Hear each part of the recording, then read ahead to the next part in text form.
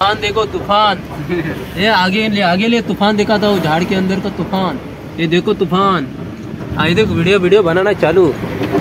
ये देखो वीडियो बना पब्लिक। ये देखो तूफान वापस तूफान आ गया है। ये देखो देखो।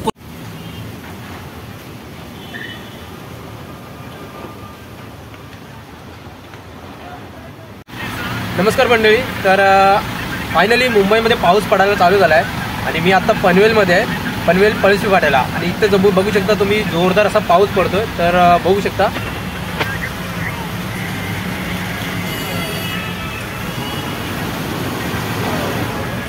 तर बघितलं असेल इकडे जवळजवळ जोरदार असा हवा आणि वारा सुटलेला आहे इकडे। आणि आता पावसाची सुरुवात झाली, जबरदस्त असा पाऊस सुरू झाला इकडे।